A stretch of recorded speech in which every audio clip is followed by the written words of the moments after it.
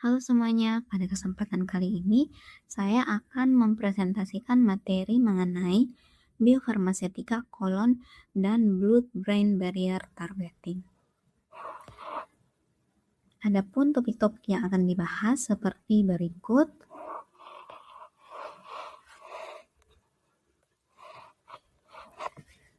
Jadi kita mulai dengan anatomi dan fisiologi kolon. Kolon adalah segmen terminal GIT sepanjang kurang lebih 1,5 meter. Dibagi menjadi sekum, kolon ascendens, transversum, descendens, sigmoid, hingga rectum. Yang paling krusial untuk formulasi adalah dua karakteristik uniknya. Yang pertama, gradien pH. Jadi usus halus memiliki pH 6-7,5, tetapi kolon ascendens justru lebih asam di pH 5,5-7,0 akibat fermentasi bakteri. Kedua tersebut menjadi dasar strategi pH dependent. Nah, yang kedua adalah mikroflora, di mana kolon dihuni 10 sampai 10 pangkat 12 bakteri per mililiter yang menghasilkan enzim spesifik seperti asoreduktase dan beta-glikosidase. Ini adalah fondasi strategi mikrobial dependent, di mana hanya bakteri kolon yang dapat mendegradasi karier sediaan kita. Next, strategi penargetan kolon. Ada 4 strategi utama, yaitu yang pertama pH dependent, di mana menggunakan polimer enterik seperti eudragit E100 yang hanya melarut di pH di atas 7.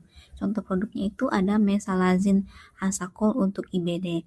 Kelemahannya itu pada pasien IBD dengan flare berat, pH kolon itu bisa turun sehingga obat gagal terlepas. Yang kedua ada time dependent, di mana memanfaatkan waktu transit usus halus yang konsisten, yaitu 3-4 jam. Dan sediaan ini dirancang dengan lag time 5-6 jam sebelum pelepasan. Contohnya itu sistem Pulsinscam dan Diltiazem Cardizem LA. Kemudian yang ketiga ada microbial dependent, di mana polimer seperti pektin dan guargum stabil di GIT proksimal, tetapi terdegradasi spesifik oleh enzim bakteri kolon. Contoh klasiknya itu ada produk asosulfasalasin, di mana ikatan asonya itu hanya bisa dipotong oleh asoreduktase bakteri kolon. Yang keempat yaitu sistem kombinasi, yaitu menggabungkan dua mekanisme, misalnya eudragit S ditambah pektin untuk meningkatkan reliabilitas terutama pada kondisi patofisiologis yang fluktuatif. Sekarang kita beralih ke blood-brain barrier. Nah, BBB ini bukan sekadar membran. BBB adalah unit seluler kompleks yang terdiri dari sel endotel kapiler, tight junction, astrosit, perisit, membran basalis, dan sel mikrogial. Nah, kunci utama BBB adalah tight junction, di mana protein seperti claudin 5 dan okludin yang menyegel rapat celah antar sel endotel. Kekuatannya diukur dengan TEER.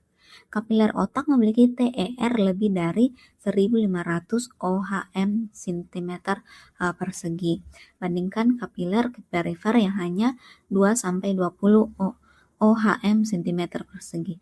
Perbedaan 100 kali lipat inilah yang menjelaskan mengapa lebih dari 98% obat gagal menembus BBB.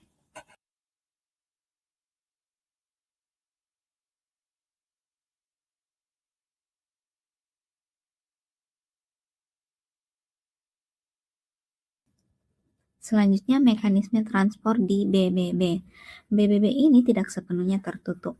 Ada 4 jalur masuk, yaitu difusi pasif untuk obat lipofilik kecil, carrier mediated transport seperti GLUT1 dan LAT1, kemudian reseptor mediated transistosis atau RMT melalui reseptor transferin dan juga LDLR serta absorptif transistosis untuk peptida kationik. Namun ada penjaga di sisi keluar, P-glycoprotein atau PGP.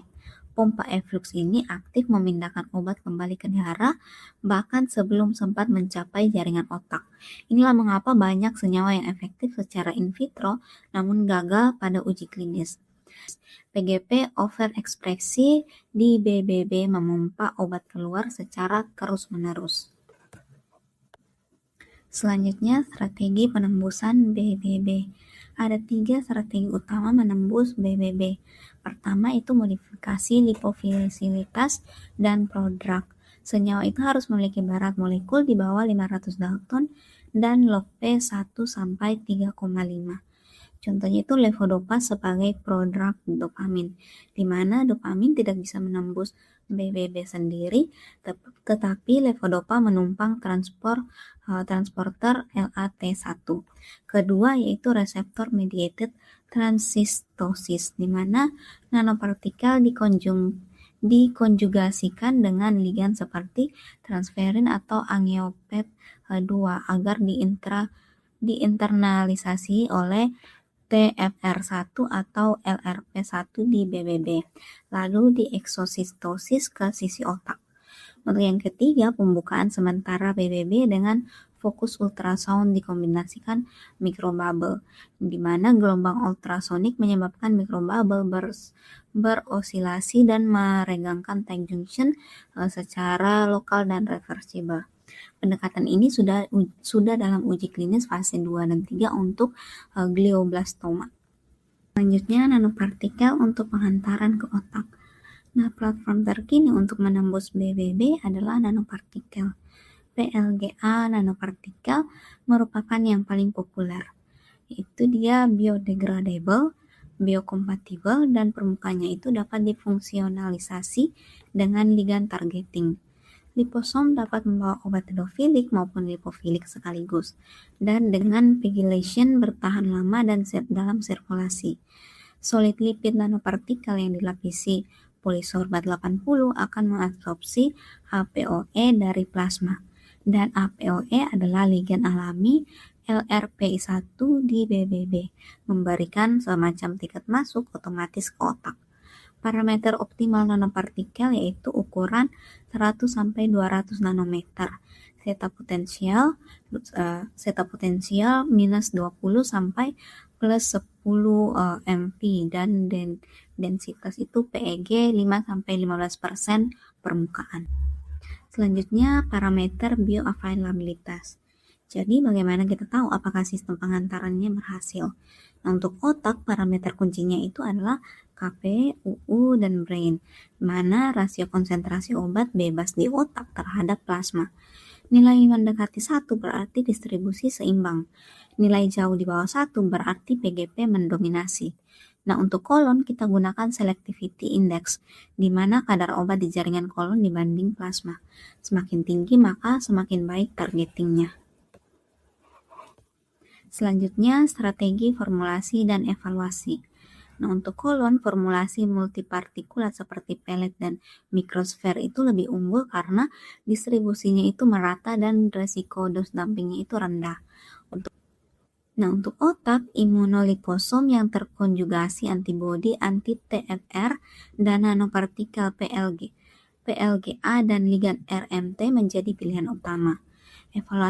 Evaluasi dilakukan 2 arah, in vitro melalui disolusi pH shifting dan model sel BBB seperti HCMEC/D3 serta in vivo melalui scintigraphy gamma untuk kolon dan PET imaging untuk distribusi di otak.